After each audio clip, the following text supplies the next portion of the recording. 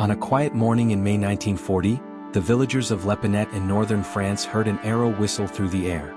As the shaft struck a German officer in the chest, it signaled the start of a British ambush. The archer wasn't a medieval knight. He was Lieutenant John Malcolm Thorpe Fleming Churchill, a British officer fighting in the Second World War. Nicknamed Mad Jack, Churchill believed that any officer who goes into action without his sword is improperly dressed. Today we'll explore how this eccentric soldier carried a longbow, a broadsword and a set of bagpipes into modern combat, captured enemy soldiers at sword point, escaped from a concentration camp and helped evacuate hundreds of civilians. If stories like this fascinate you, please take a moment to like this video and subscribe to the Forgotten History channel. Your support helps us uncover more hidden tales from the past. Put your hands up for stories untold, echoes of glory and hearts so bold. We dig deeper where the truth will glow. Forgotten history, let the rhythm flow. Jack Churchill was born in 1906 in British-controlled Hong Kong. His father served as an engineer and administrator, and the family moved often, first across Ceylon and then to Hong Kong. His childhood fostered a love for adventure. The young Churchill roamed tea plantations and tropical forests, developing the restless curiosity that would later define his life. Back in England, he attended the Dragon School in Oxford and King William's College on the Isle of Man. He graduated from Sandhurst in 1926 and joined the Manchester Regiment. But life in a peacetime army couldn't satisfy him. Churchill's early posting took him to Burma with the 2nd Battalion of the Manchester Regiment. There he fell in love with the Scottish bagpipes. Under the tutelage of the pipe major of the Cameron Highlanders, he practiced relentlessly and even drove a motorcycle hundreds of miles across the subcontinent to attend courses. On one journey he rode 1,500 miles from Pune, India, back to Rangoon and crashed into a water buffalo along the way. His commanders considered him eccentric. He once carried an umbrella on parade and piped the orderly officer to the guard room at 3 in the morning. Unsurprisingly, the army offered little advancement, and in 1936 he left to pursue new adventures. During his hiatus from the army, Churchill reinvented himself. He edited a newspaper in Nairobi, Kenya and even modeled in advertisements. His archery skills earned him bit parts in films like The Thief of Baghdad and A Yank at Oxford, where he demonstrated bow techniques. In 1939 he represented Great Britain at the World Archery Championships in Oslo. He also entered piping competitions and once took 2nd place at the Aldershot Tattoo. Despite fame as an entertainer, he yearned for the life of a soldier. When war loomed over Europe, Churchill rejoined the British Army. When Germany invaded Poland in 1939, Churchill returned to the army. In May 1940, near the village of Lepinette, he led an ambush against an approaching German patrol. Hidden in a small farmhouse, he loosed a barbed arrow that struck the first enemy soldier. It was likely the last recorded longbow kill in modern warfare.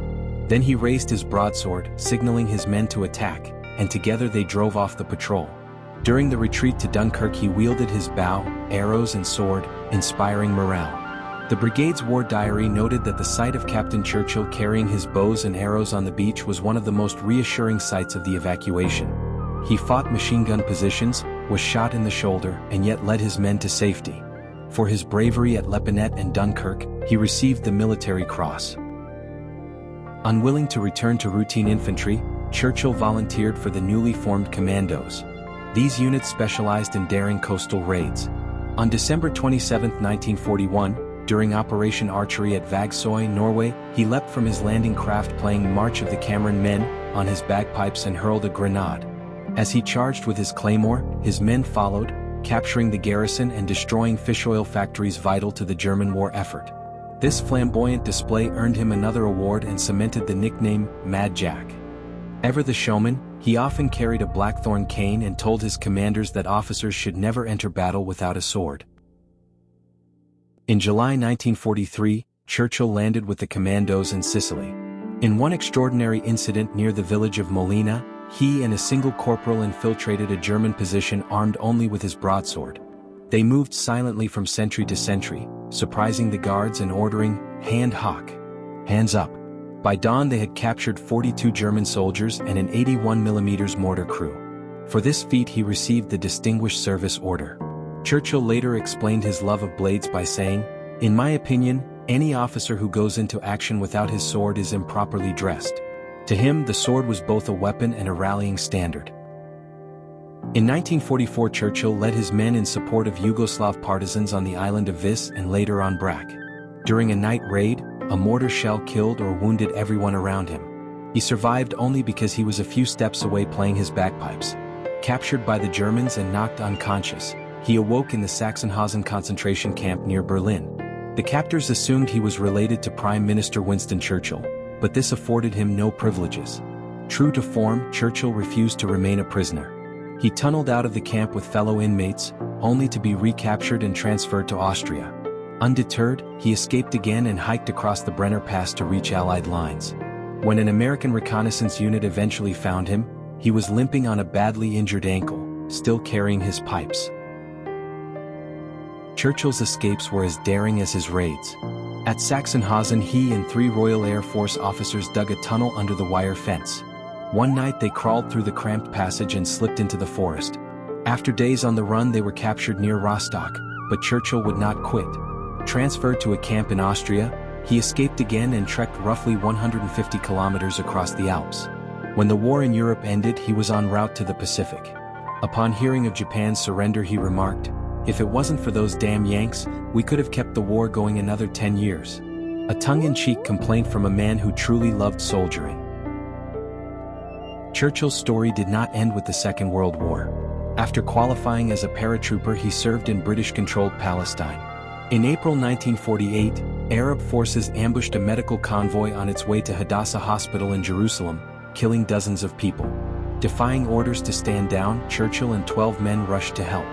They provided covering fire and organized the evacuation of between 500 and 700 Jewish doctors, students and patients. This remarkable act of courage saved hundreds of lives and showcased his commitment to protecting civilians. Although he tried to avert the slaughter, he later testified that he had done everything possible to save the convoy. His actions earned the respect of both Jewish and Arab communities. After resigning from active service, Churchill continued to seek adventure. In Australia, he taught at a military academy and learned to surf. Returning to Britain, he became the first person to surf the River Severn's tidal bore. He also refurbished steamboats on the Thames and participated in motorcycle speed trials. In his 50s, he joined the Highland Light Infantry and oversaw training schemes. Commuting by train, he became famous for hurling his briefcase out of the carriage window. Curious passengers asked why he would do such a thing. Churchill replied with a grin. He was dropping it into his own garden so he wouldn't have to carry it home. He once told his son that people are less likely to shoot at you if you smile at them. Beneath his fearless exterior was a kind and humorous man. John "Mad Jack" Churchill died in 1996 at the age of 89. His obituary famously noted that had he not existed, it would have been impossible to invent him. No fictional hero could match his exploits. From the jungles of Burma to the beaches of Dunkirk, from concentration camps to the surf of the River Severn, Churchill lived on his own terms. His story reminds us that history is not only about dates and battles. It is also about the remarkable individuals whose actions defy belief. If you enjoyed this journey through the life of Mad Jack Churchill, please like, comment and subscribe to the Forgotten History channel. Share this story with friends who think history is boring. They might just change their minds.